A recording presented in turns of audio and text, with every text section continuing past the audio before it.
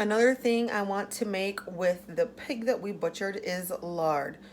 So we saved all the fat, put it in a different bowl. We ran it through our grinder first when we were grinding sausage, so that way it wouldn't have any seasonings or anything mixed in it when we go to grind our sausage. Then I'm just gonna slow cook it down in a pot on my stove, and I'm kind of doing all of this at the same time. So I'm grinding sausage. My stock has already cooked and it's cooling, so I gotta strain that yet. You know, there's a lot of project involved when you butcher an animal, and instead of doing each thing like every day, I'm trying to just multitask and get everything done, but kind of film it separately at the same time, if that makes sense. So when you're doing lard, you want to go at a low temperature for a really long time.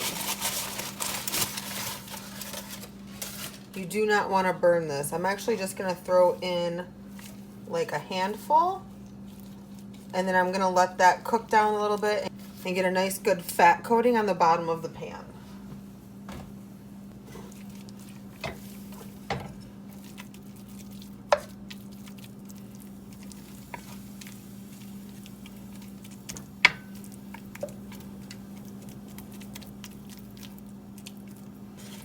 So I'm just going to keep stirring this and keep my eye on it and just cook it for a while until it's ready to add more. I like to use a wooden spoon. Plastic ones can melt when you're doing stuff for this long. This pan will get really hot, and I've had a few plastic spoons melt, so I'm trying to get more wooden spoons and not have to use plastic anymore.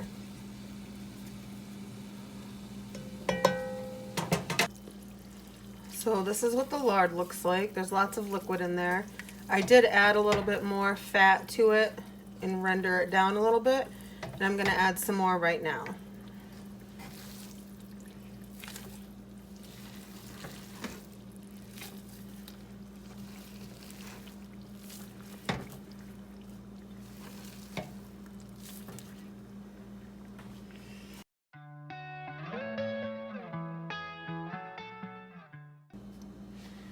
And then I'm just gonna keep stirring and adding more as this stuff melts down.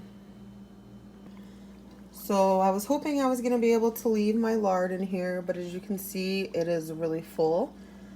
I'm not able to stir it at all, so I'm gonna have to transfer it to my canning pot, and I'm a little nervous because this is very hot.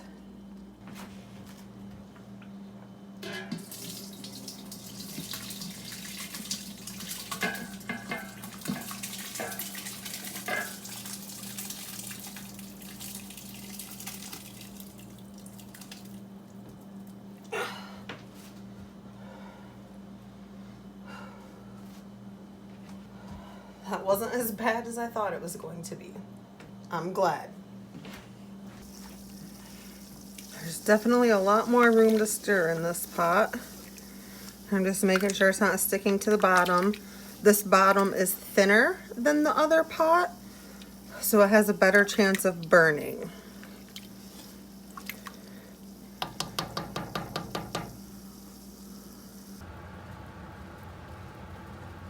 So this is what the fat looks like right now. It has rendered down quite a bit. It has been cooking for a very long time. I'm not sure if it could go longer or not, but I'm going to be done with it and do its first strain.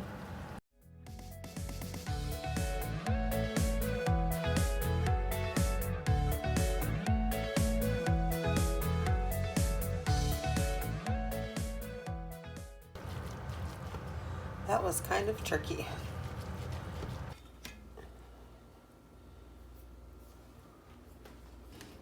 So I'm going to strain this into this pot to cook it a little bit longer.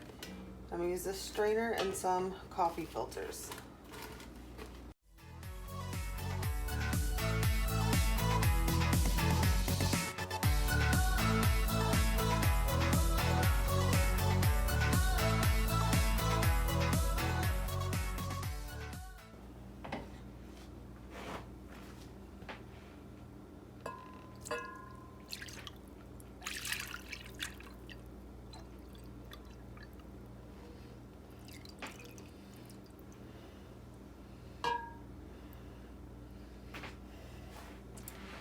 That was not.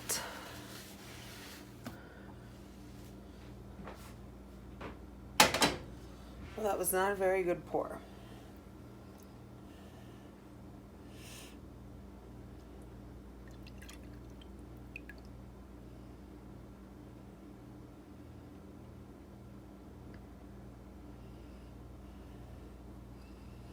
So for this, you want to be pretty quick.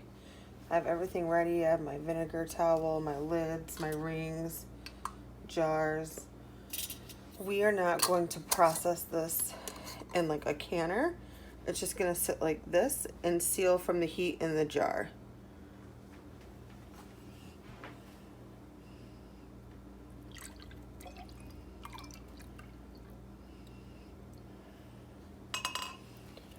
One of the goals when you're cooking this lard down is to get all of the water out. The water is what's going to go bad in the jar.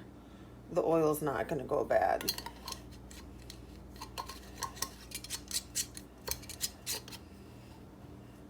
I cannot believe how clear these are.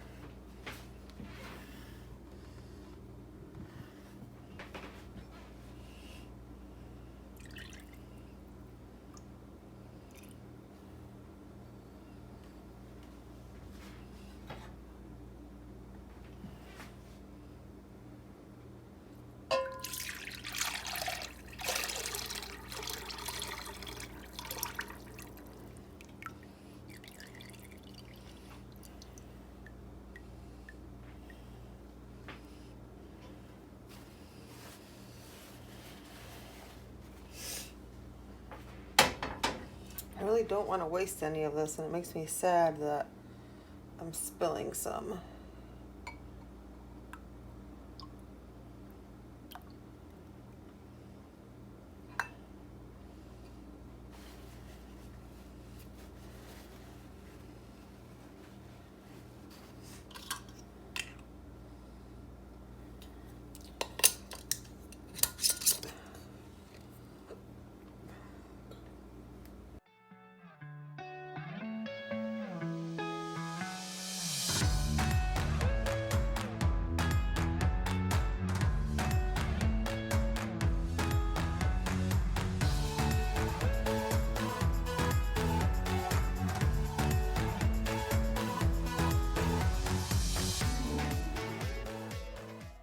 So this is what the cracklings look like after you strain them out. That's leftover pieces of meat, tendons, probably some fat. I think that's about it in that. But that's what we're left with after all that fat that I put in there to cook down as lard.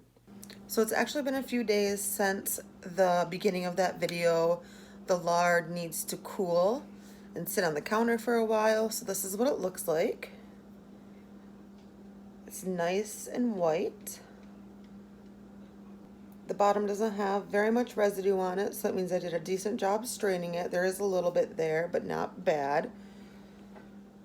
So it is sealed.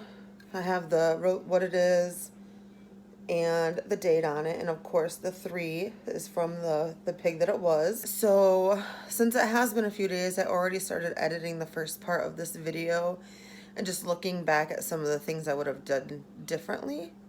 I definitely would have cooked the fat longer and got more yield of the actual like lard.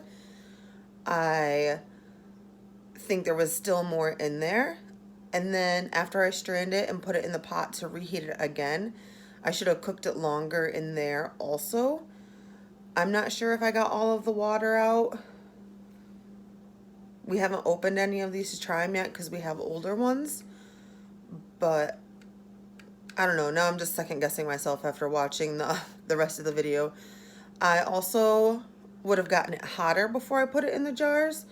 So I did 9 12-ounce jars. And 4 of them didn't seal, and I just think it was because the lard wasn't hot enough. As I was pouring it into the jars, I noticed that it wasn't as hot as I thought it was. I didn't like temp it or anything. I just assumed it was really hot. It was really late at night at that point, and I was just kind of over it and ready to be done. it had been a long day. We had like started the day with grinding sausage. We had butchered the pig the day before, cut up all the meat. So it had just been a long couple of days and I was just kind of over it. So I recommend maybe doing your lard on a different day or starting it first thing in the morning so that way you have the time to give it to cook down and get a good final product. And then just making sure that it was hot enough to be on the shelf, because the ones that aren't sealed, I put in my fridge. It's really not that big of a deal. We'll just use them first. But I would have liked to have more to put on the shelf and just keep and not have to use the room in my fridge. You can use any size of jar that you want when you're doing this. I prefer jars that are nice and straight so that way you can scrape all of it out.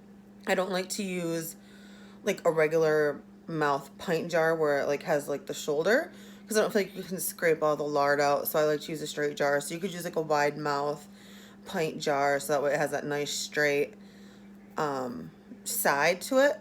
And then you can also use like heavy duty Tupperwares or let it cool and use Tupperwares if you plan on using it keeping it in the fridge and not putting it on the shelf.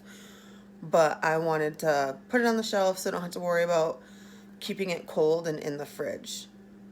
So overall, I am happy with the amount of lard we got. 9 jars is quite a bit, I think, for us. I mean, I don't really have a lot of experience doing this. This is only my 3rd time doing this.